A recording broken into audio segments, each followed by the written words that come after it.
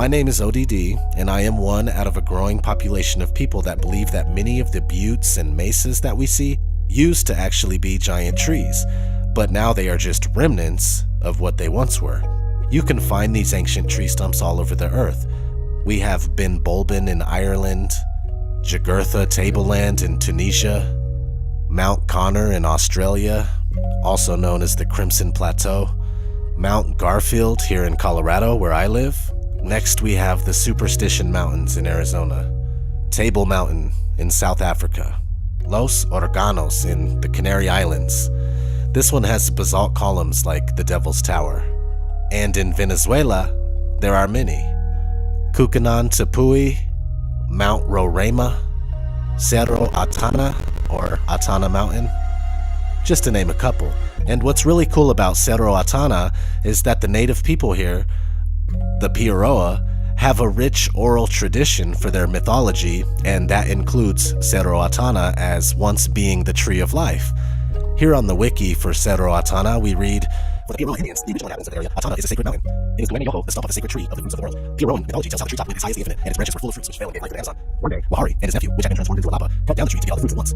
Naturally, ODD is cherry-picking what parts of the myth he likes.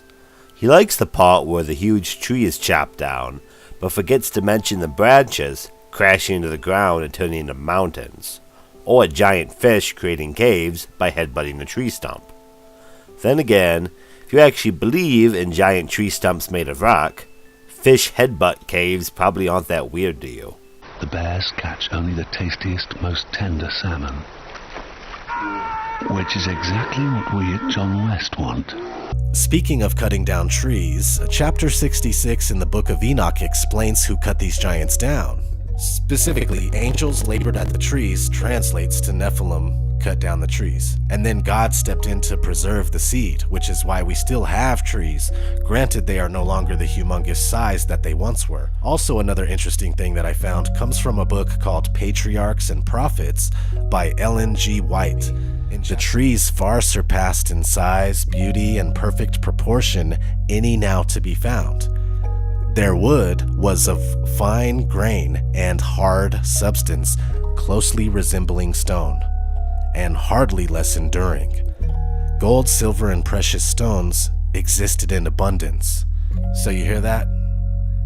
The trees far surpassed in size, beauty, and perfect proportion any now to be found. That just means that the trees were way bigger back then. Their wood was of fine grain and hard substance, closely resembling stone. So the evidence presented so far has been ODD's off-the-wall interpretation of a passage from a non-canonical book of the Bible, and another off-the-wall interpretation of a random Bible study guide. I couldn't make this shit up. I couldn't make this shit up if I tried. I'm sad that I lack the talent to make this shit up. Oh, hey, there's Rosette. What's up, Rosette? Mahalo, ODD. Oh my! Oh, hooray! Now, part of Shadi's trip to Lebanon was sitting with monks and hermits and learning a lot about the history of the land and cultures, from Islam to Christianity, right down to the secrets of Freemasonry.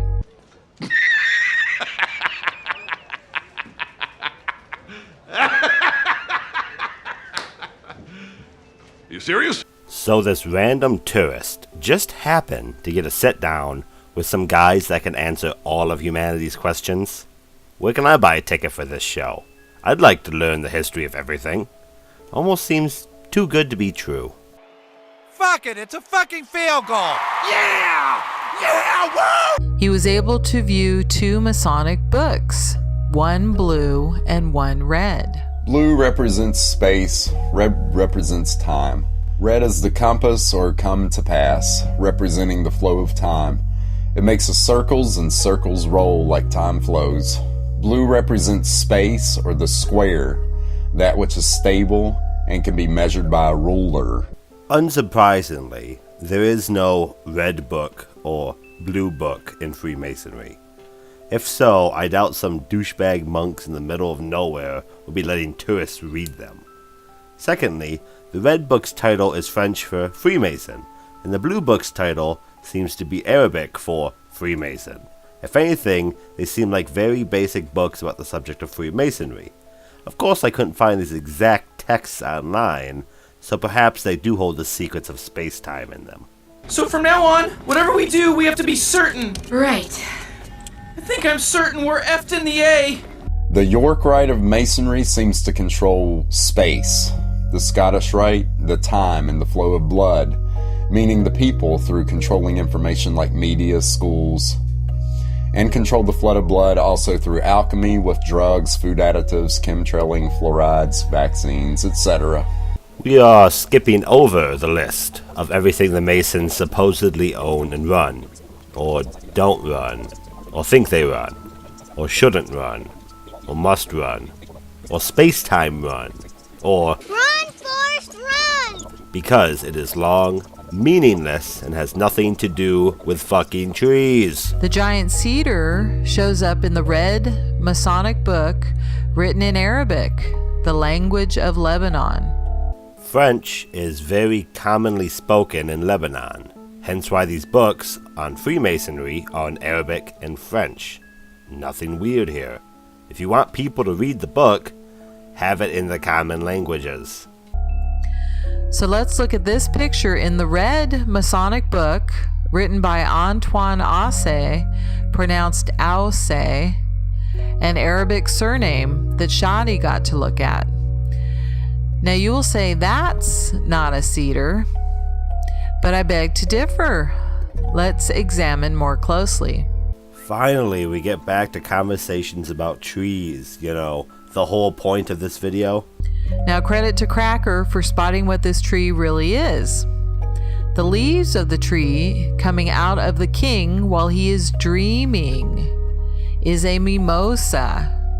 Calling that tree a mimosa tree is a hard sell. At best, it looks like a mimosa tree in the same way any other tree with fern-like leaves looks like a mimosa tree.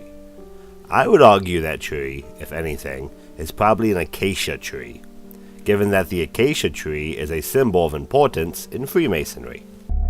Mimosa is the tree that DMT is derived from. DMT, code for dream time. Wait a minute. This isn't my world. Disappear!